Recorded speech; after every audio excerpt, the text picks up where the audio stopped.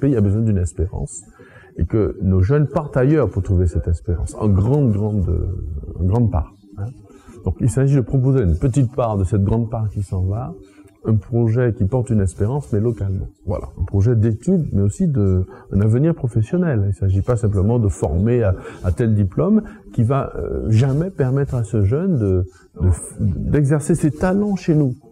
Donc l'idée, c'est qu'il aille exercer ses talents, qu'il apprenne aussi ailleurs aussi dans le monde, mais jamais chez nous. Ouais, il y a une différence entre partir à tout jamais, j'ai envie de dire, je ne serai jamais en Martinique, et puis se dire, je peux être en Martinique, mais je peux être aussi au Canada, en France, en Europe, en Angleterre. On a la chance d'avoir un partenaire très exigeant, donc au Canada, qui demande à ce que ou la quasi-totalité de nos enseignants soient du niveau docteur, PhD, etc. Et donc on a vraiment une sorte de dream team d'enseignants. Vous savez qu'il y a beaucoup d'enseignants, professeurs en Martinique ou ailleurs, qui ne rêvent que de ça, c'est d'enseigner en portant leurs valeurs. On n'a aucune inquiétude d'avoir ce qu'il faut d'enseignants pour la rentrée. On est plutôt dans un processus de sélection.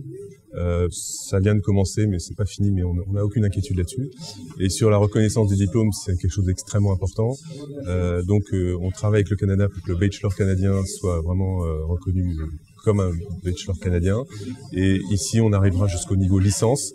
Et on est en train de travailler avec l'Université des Antilles et le rectorat pour que ce soit une licence diplôme national. On va justement pas faire du Sciences Po Paris, ce sera vraiment l'Institut catholique européen des Amériques, tourner notamment par exemple vers le Canada. On aura des cours en temps réel avec l'université canadienne dans le parcours, ce que ne peut pas faire Sciences Po Paris, parce que nous on est sur le même fuseau horaire que le Canada par exemple. Ce que nous on ajoute, c'est une approche qu'on appelle écologie humaine, qui est tournée vers le développement durable et qui donc qui traverse l'ensemble de la formation. On a déjà un bâtiment qui déjà aujourd'hui pourrait les accueillir.